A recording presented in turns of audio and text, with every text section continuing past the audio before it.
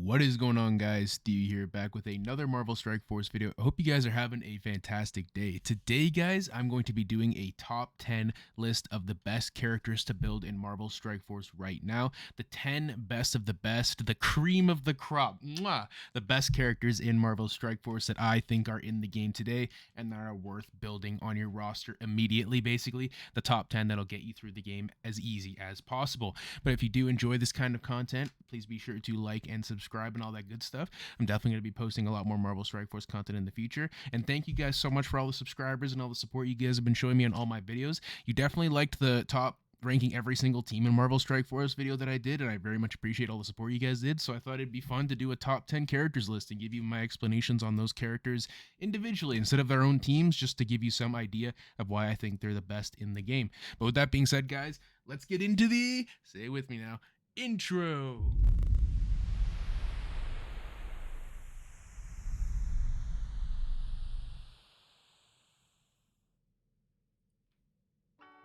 Alrighty, guys, welcome back to another Marvel Strike Force video. I hope you guys are doing fantastic. So I was gonna heart all the characters that I thought were gonna be on the top 10, but I thought it would be a lot more fun if I just kind of left you guys in the suspense of what I'm going to be choosing for my top 10 list and why I'm placing them in that order.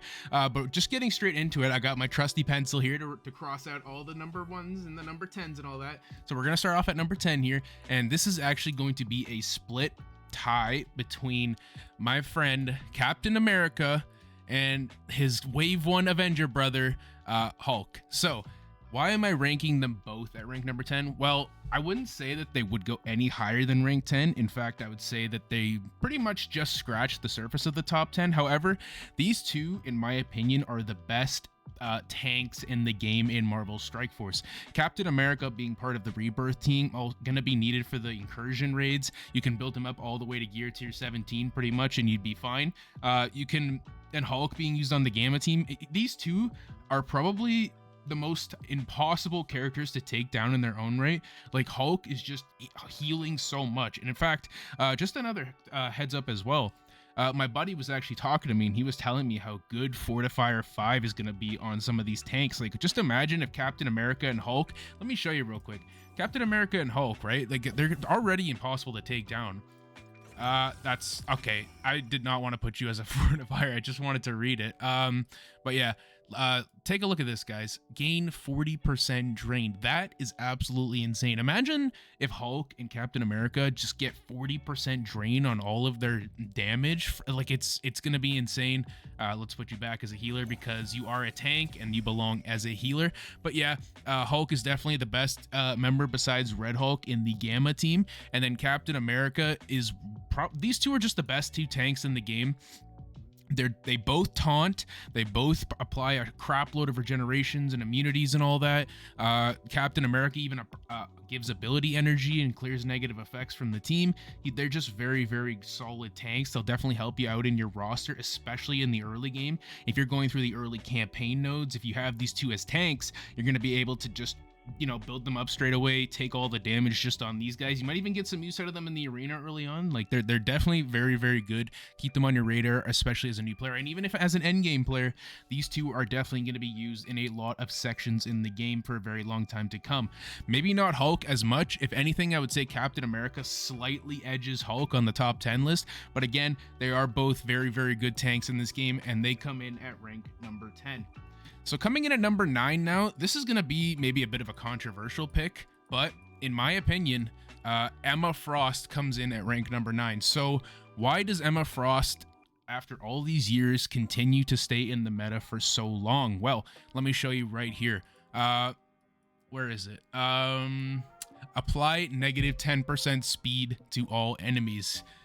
And speed is everything in this game. It's basically the whole reason why matches are won sometimes. It's why they're lost. It's based on whoever goes first. And if Emma Frost is on your team, you know, most of the time you're going to be going first unless you're fighting Apocalypse. Then again, that doesn't work. But that's why she only comes in at rank number 9. Now, is she worth building up all the way to the maximum?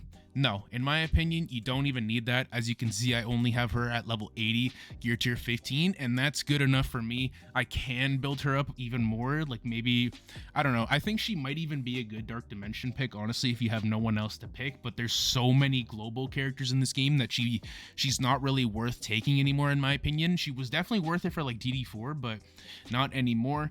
There's better characters that you can bring, like Spider Weaver and like Apocalypse and whoever else to like DD6 or whatever. But yeah, I still think Emma Frost is in the top 10 characters in this game. She can still be used today on basically any team in the game. She's been used in Arena for so long that they had to design Apocalypse's kit to just say, you know what, Emma, that's enough. No more Arena meta for you, and that is that. She's still used on defense and basically a ton of combos. You can use her on anything and make a team a little bit more challenging to beat just because you're applying the negative 10% speed bar. So, you know, she's going to give you a ton of usage in many, many game modes, probably every game mode. Maybe not raids, but even in raids, if you know, let's say you have to finish a node, she's still going to help you there, right? So in my opinion, she's definitely stood the test of time as the longest character in the game to stay in the meta without ever having, you know, a very big rework or a stat increase. And she comes in at rank number 9. Alrighty. Excuse me, guys. Coming in at number 8 is going to be a new man on the block. My man, Nick and the boys. That's right. If you haven't heard already, Nick Fury is an absolute legend right now. He is amazing. You can be used in Arena if you don't have Kang the Conqueror. He gives speed up as like, because he applies speed up to himself and he goes first, so it's really, really good. His minions are probably the best minions in the game, in my opinion. They're actual good characters. They do stuff. Like, these minions actually do things. Who would have thought minions could be useful? And he basically is like a one-man army in the raids. He can solo an entire raid node. I don't know if you guys ever saw my raid video as well. I did the 3.4 one shot from start to finish, and my Nick Fury actually was the only one to survive on the skill boss node, and he basically soloed the entire node by himself. It was absolutely insane. He's good in Cosmic Crucible. He's good in War. He's good in Arena sometimes. He's amazing in raids. In my opinion, he is probably, like, he could even be number 7, but I think number 7 is a little bit better than him. But even still, Nick Fury, if you haven't built him already, please do so. He is probably one of the best characters in the game right now, and he comes in at rank number 8.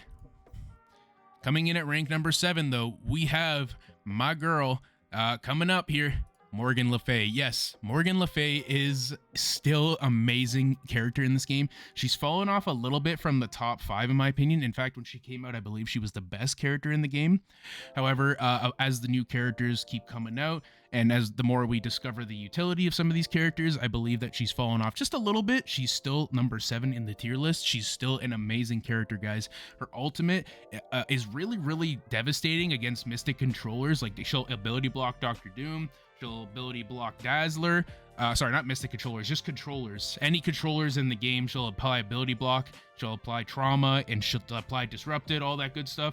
She's very, very good on that aspect. Her special is even worse, reducing the speed bar. Like, imagine your whole team goes, and then Morgan LaFaye uses her special, and then the other team just doesn't get a turn. Your whole team gets to go again because she just reduced the speed bar by 100% with her special and healed herself back to full. Sorry, I can't speak. Yeah, she's an absolute beast. I don't think she's going anywhere in the meta anytime soon. Her basic is one of the best basics in the game. If you have her as a striker, you're laughing to the bank. Excuse me, because her basic is so powerful that it just destroys anything in her path. It's insane. It does health steal, basically heals her back to half health if she's low, and it's absolutely incredible. I still think she's one of the best characters in the game. Fallen off a little bit, but definitely still a top choice, and she comes in at rank number 7. So coming in at rank number 6, guys, we have my man, Dormammu. Yes, Dormammu is still an amazing character in this game, even after Dark Dimension 5 came out about a year and a half ago, I believe. He is basically the whole reason why some of the team combos work in this game. He's not really used in Arena anymore, I can't lie, so that's something that you have to look out for. That's why he's fallen off a little bit. However, I still think that he is like one of the best characters in the game.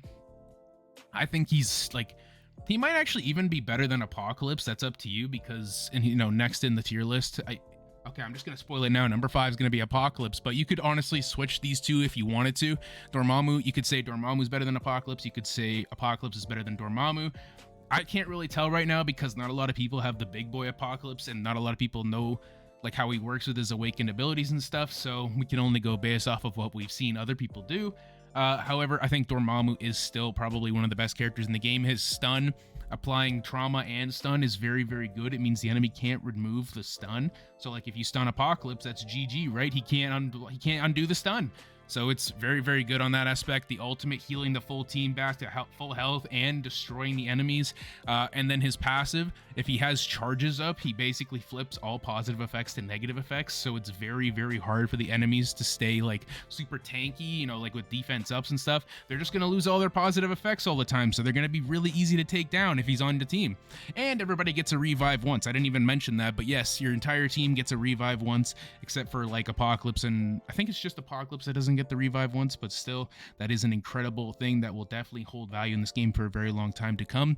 And he comes in at rank number 6. But yes, I did spoil number 5 already, guys, and he just barely cuts the top 5. Apocalypse is number 5. Yes, Apocalypse, when he first came out, was probably not even a top 10 character. However, with all the reworks that they're doing, you know, because everyone complained how shit he was, and rightfully so, he's still not even that impressive in my opinion. Maybe when I forget his awakened abilities, but that's going to be a very long time in the future because I have to get them all to gear tier 17 and the incursion raids aren't out yet. So I basically have to wait until the incursions come out, and then I can probably start going for my big boy Apocalypse. However, what I do have right now is still good. He is being used in the arena. He's able to counter Spider Weaver by himself in the arena, which is great. He can even counter Spider Weaver in war as well because they can never miss. His ultimate's really okay. It's nothing special. It flips positive effects and applies trauma. That's good. His basic is very good as well. However, if an enemy taunts, it can be very bad because you can't choose whether you want to use the basic or save it. You have to use it as soon as you get the empowered one, which in my opinion is very bad. I think that's a very bad design on Scopely's part. I believe that if you could save the basic for a very specific moment, or if you wanted to save it to, you know, try and take down a specific character in a node, like if you wanted to take down one in Dark Dimension or something, then that would be cool. You know, you could save your empowered basic to, you know, take down a very dangerous character, like how Deathpool can in the raids. Like if you apply 5 charges, she just insta kills someone with her ultimate, right? Which is great. I think that's cool. Still though, Apocalypse is a fantastic character. As you can see, I've got mine all the way up to 95 because yes, I did hit level 95 and I did not spend, but he has almost 1.2 million health and he is only a 5 yellow to red. So I can only imagine how good he's going to be when he gets 7 stars, right? Like he's going to be super, super tanky. He's never going to die. So, you know, look forward to that in the future. But for now, he comes in at rank number 5, in my opinion. Coming in at rank number 4, guys, okay, is going to be Icarus and Cersei. Yes, Icarus and Cersei are still probably some of the best 2 characters in the game. And I'm not going to put them on their own separate numbers because I believe that you're fine just, you know, if I'm saying Icarus, I'm saying Cersei because you can't really take these 2 alone by themselves. You can, but they're just not going to be as good if they aren't together. When they're together, though, that's when the real kits shine. You know, like his ultimate being able to flip all positive effects to negative effects. And if he gets a kill with it, he gets to do it again, which is absolutely insane. And it reduces speed bar. And Cersei's ultimate reduces speed bar. It's like, do the enemies ever get to go? And these guys heal back to full health the first time they go below half. So it's like, it's hard to kill them. They do an insane amount of damage. They'll probably carry you in the arena for a very long time to come. They're on the Mystic Raid team right now, which is also great. They're used in War. They're used in Cosmic Crucible. You're going to get value out of them in basically every game mode. So, and that's the whole reason of this list right now, is trying to tell, you know, all these new players, or like maybe even veteran players, what to really focus on your roster. Like, you know, if you're an endgame player and you're like, who should I take to level 95 first? Well, this would probably be the list that I would do the level 95 in.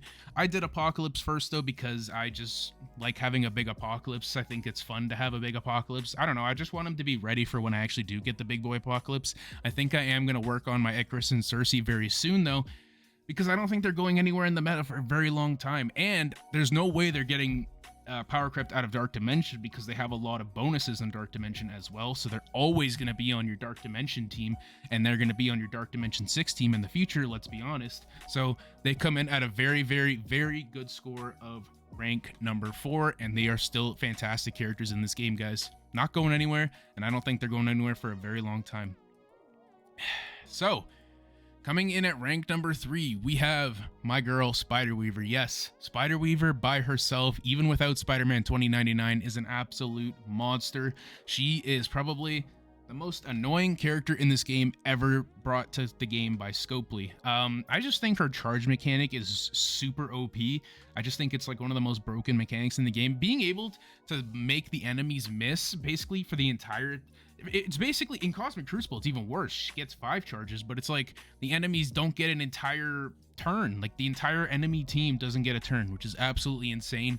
It basically makes you have 2 turns. Every character on your team gets 2 turns before the enemies even get 1. And if they do, you know, because they're bots, they use their OP abilities, like their ultimate and their specials and stuff, and then they waste them, right? Like they don't get to use them. So that makes her OP in that aspect. She's going to get you a ton of value in Arena until you start seeing apocalypses. She'll probably be the main character that you use in Arena for a very long time. In the early game, she gets use in Cosmic Crucible a lot. She's the best Cosmic Crucible defensive character in the game, and also probably one of the best offensive characters in the game. She's very good on War as well. Not as good as the other 2 game modes, but she's still very good in War. And then raids, you can use her on the Mystic Ray team. She isn't as good as like the full Mystic Ray team. However, if you don't have the full Mystic Ray team right now, which is like Deathpool, Morgan LaFaye, Dormammu, and the Eternals, sorry about the flash there, my apologies, but yeah, she's still a fantastic character. Her stun, applying stun with trauma is probably one of the most amazing things on a kit, because as we saw, they had to rework Apocalypse again when he first came out, just because she could apply the stun and the trauma on turn 1 and basically shut him down before he could do anything, which is absolutely insane because he was designed to counter her in the arena. So what can you do on that aspect, right? Like, she's just going to be such a good character, guys, in your roster for a very long time. I don't think they're going to have to design characters going forward to have 100% accuracy to even challenge her, right? And that's why they're making the full New Warriors team have that mechanic, so that she doesn't stay broken in Cosmic Crucible for, like, eternity and basically be impossible to take down for years to come. Like, there's always going to be a team now to counter her, which is hilarious. So in my opinion, she's still in the top 3 of the characters that you should be building, and that is why she comes in at rank number 3. Coming in at rank number 2, we have the big boy himself. Come on, show off your muscles, dude. Fuck yeah, he's mad. Look at him. He's so pissed. Yeah, he is absolutely insanely good. Like, I don't know. There's so many good things I could say about this guy. The amount of Cosmic Crucibles I have lost because this guy solos my entire team all by himself just by using his ultimate is absolutely insane. The amount of health and damage this guy has is crazy. His ultimate, his Gamma Radiation Battlefield effect, is probably the best move in this game. Probably the best move to be ever added into Marvel Strike Force altogether. He is just an absolute beast, man. Like, his special removes revive ones from characters, which is great against Dormammu. Reduces speed bar on all the characters, which is another great mechanic. Reducing speed bar is probably one of the best mechanics in the game.